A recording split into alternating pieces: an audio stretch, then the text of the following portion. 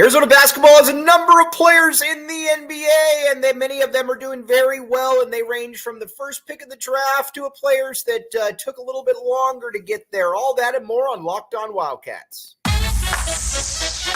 You are Locked On Wildcats, your daily podcast on the Arizona Wildcats, part of the Locked On Podcast Network, your team every day.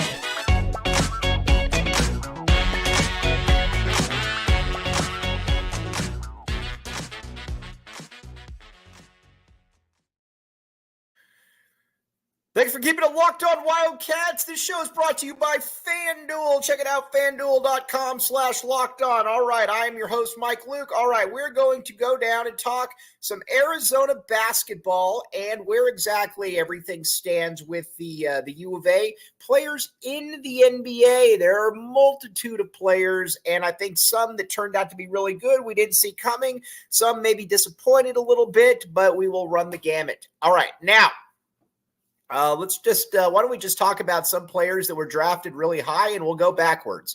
Deandre Ayton.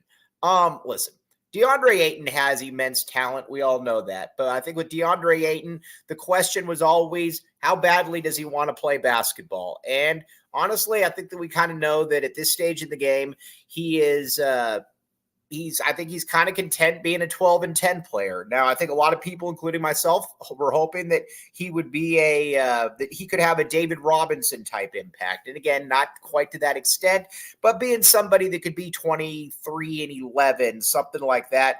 And that just never really materialized. And I think a lot of people were saying, well, you know, if you get maybe get a different different coaching staff, somebody that maybe believes in you, that maybe that would change it a little bit. That obviously never changed. And obviously, not only did it not change, he's probably gone backwards a little bit. But basketball always, you could kind of tell, just kind of came easy to Deandre Ayton, maybe mainly because he's really big, he moves well, but the motor was just never there. And again, he's a solid NBA player, but he's certainly not going to be one of those, I think, transcendent players that I think so many people were hoping that he could be, and something that I think that you draft with the first pick, hoping that he could be that player. That's obviously not in the cards for him. But again, still a good NBA player, just not somebody you draft with the first pick. You know, that's really kind of it, to be honest with you. Like I said, I always thought that he would be a little bit better than he is, but you know, at the end of the day, it just kind of is what it is with him. You either really want it or you don't. I don't know that he necessarily really wanted it, but you know, he's going to be making, he'll finish his career making $200-300 million. So, you know, either way, it doesn't stink at all to be Deandre Ayton. And not only does it not stink at all to be Deandre Ayton, it's a good thing to be Deandre Ayton.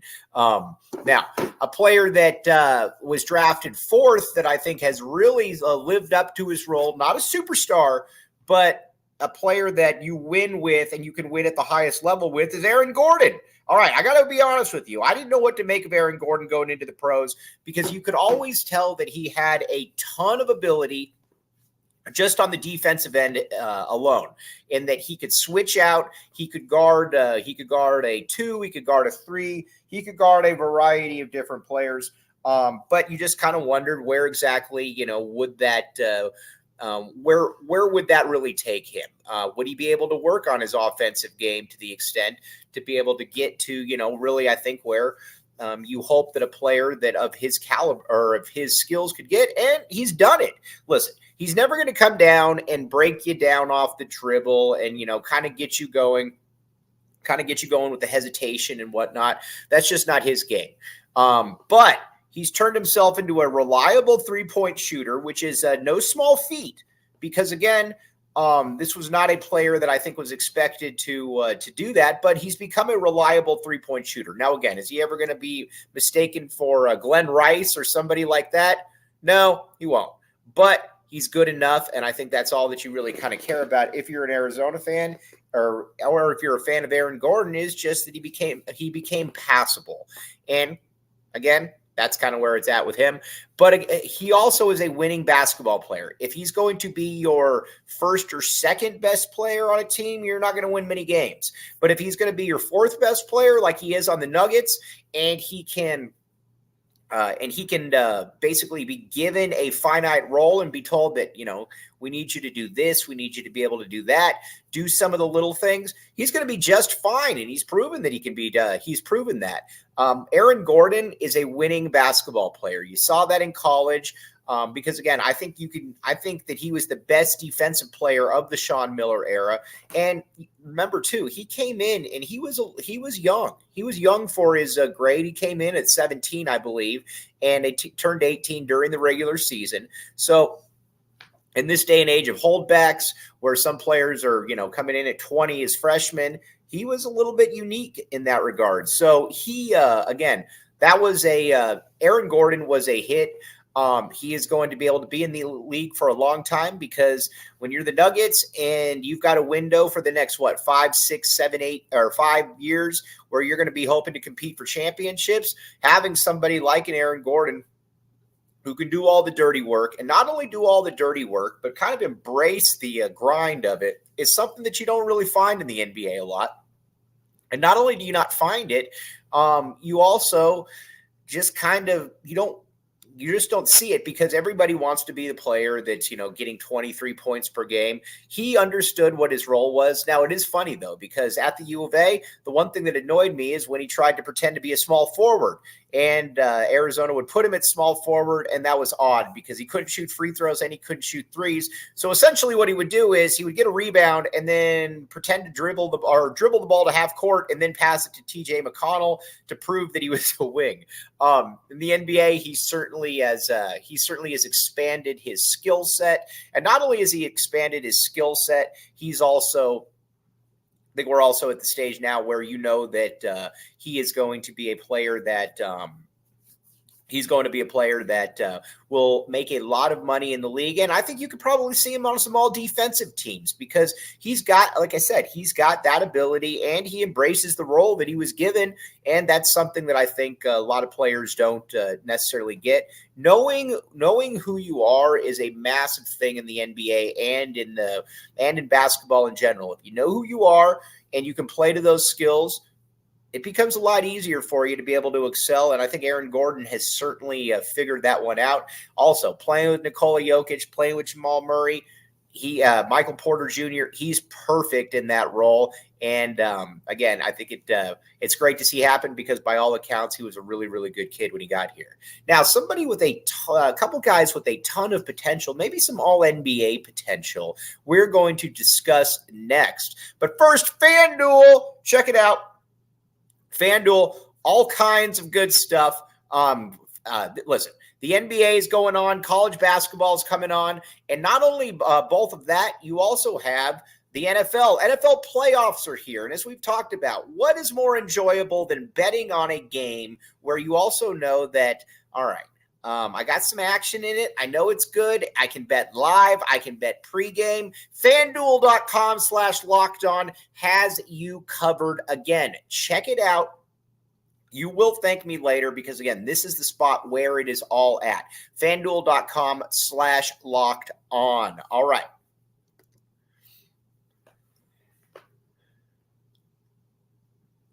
Thanks for keeping it locked on Wildcats and making this your first listen of the day. I am your host, Mike Luke. All right, now we are running down all these players that are in the NBA, what they're doing for what they're doing, ex-NBA players, and all this, that, and more. Now, Lauri Markkanen.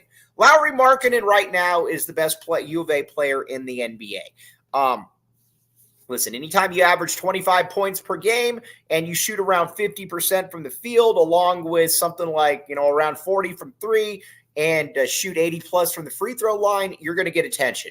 Now, I think that these numbers, and I say this about anybody, they're a little bit inflated in this day and age, because we're playing in an era where teams are looking to score 130 points.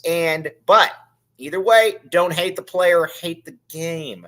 And Lauri Markkanen has turned into I don't know that he's an all-NBA player. I don't know that he's ever going to be that, but he is certainly an all-star caliber player. And that was an easy one to see. When he was at the U of A, you could tell Sean Miller didn't really know how to use him. So essentially what Lauri would do is he would have this 7-foot player who would kind of just stand on the perimeter and shoot threes when he was capable of so much more. And by so much more, I mean so much more. Just think back to that Xavier game where you're kind of like, what's going on here? Why are you just standing there, just being ISO'd out by ISO Zoe?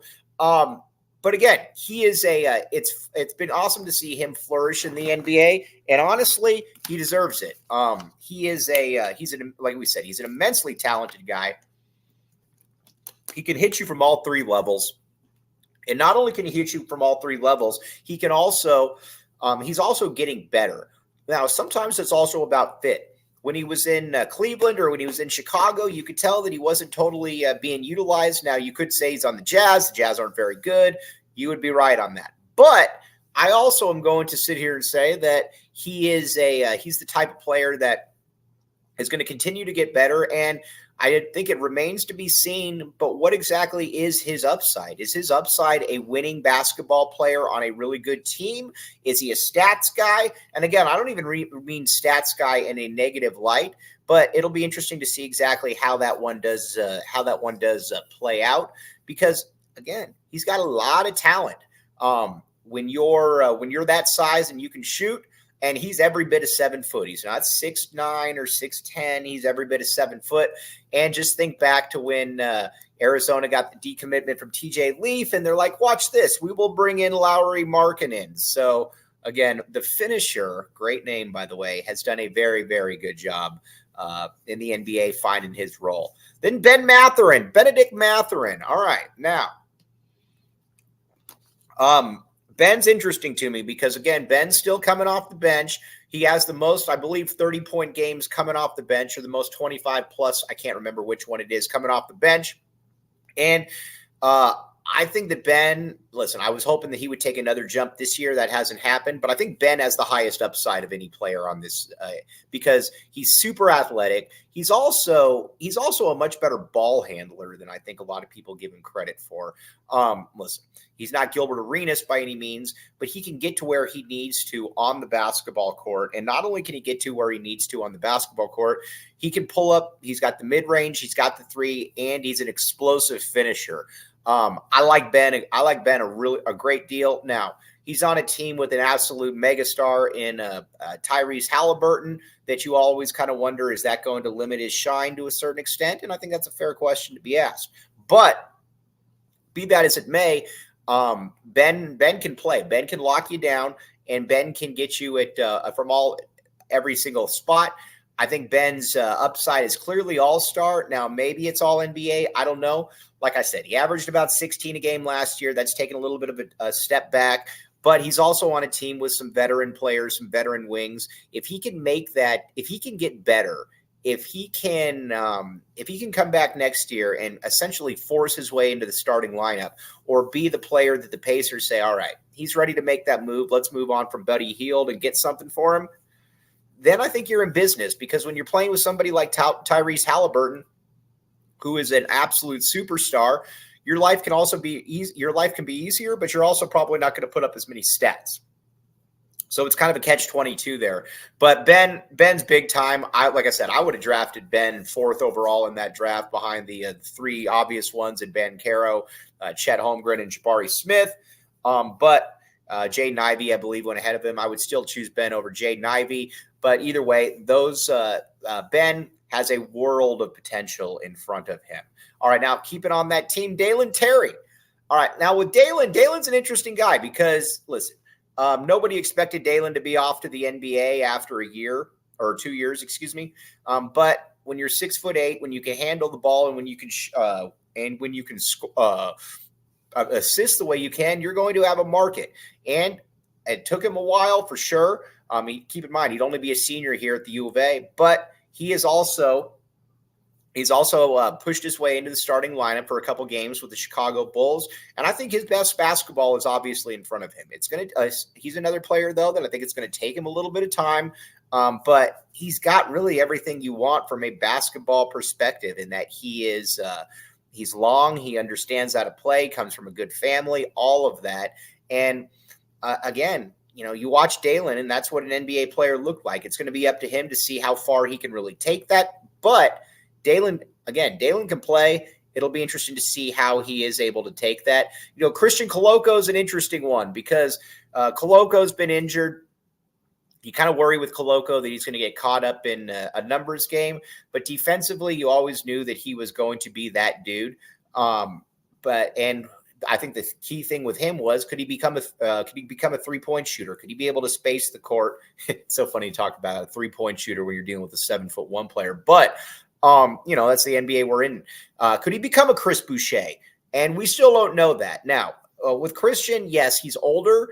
He was older, but he was also new to basketball. So I don't necessarily hold the height or the experience factor against him, mainly because the fact that he was new to basketball. So we'll find out. Hopefully he can stay healthy because I think there really is a spot for him in the NBA, but it also needs to be, something where you can take advantage of his strengths. And his strengths are on the defensive side of the court. Can they find somewhere that he can do that? And again, I don't know that they certainly haven't found that yet, but maybe they can find that in the future. All right, now we're going to talk about everybody's fan favorite coming up next, but first, game time. All right, now you might say, Mike, I need to go to a game, or I'd like to go to a game, and I don't know where exactly to find tickets. Look no further, my friend. Gametime. Download the Gametime app today. Use code LOCKEDONCollege for $20 off. $20 off, my friends. And this doesn't just apply for sporting events. This applies for concerts, tickets, you name it. They've got it. Again, Gametime is where you get it. Download the Gametime app. Use code LOCKEDONCollege for $20 off.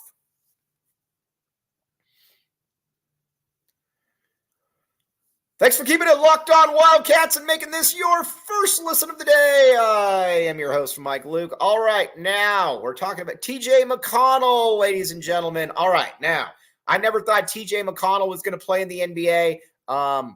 He has been an absolute marvel. I in no way, shape, or form did I think he'd play in the NBA. He's a point guard that has a set shot that also couldn't really shoot.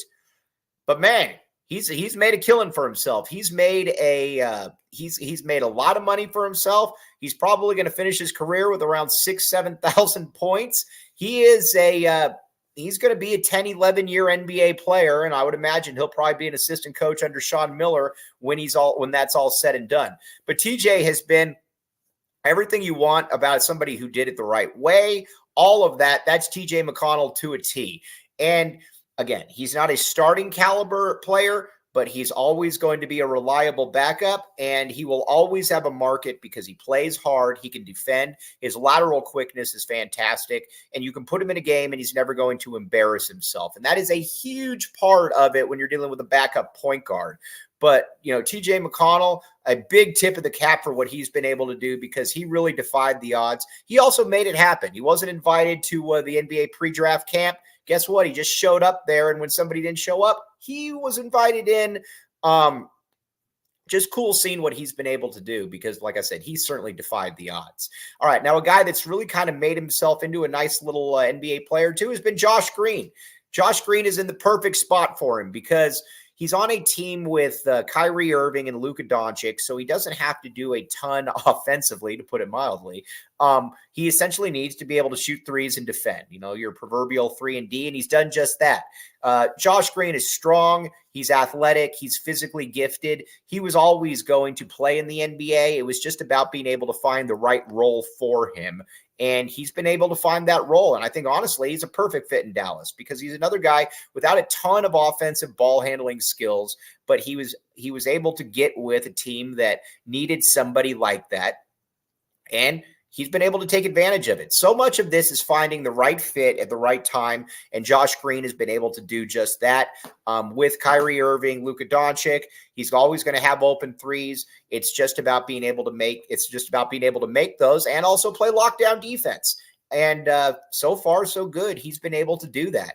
I think going forward, it will be interesting to see. Can he maybe boost that point production into the the low teens? Who knows? I doubt it, but either way, he's going to play in the NBA for a long time. And then not last but not least, Solomon Hill. Solomon Hill is the epitome of a 4-year player that did it right. Nobody looked at Solomon Hill in college and said, that guy's going to be an NBA All-Star, and he's not.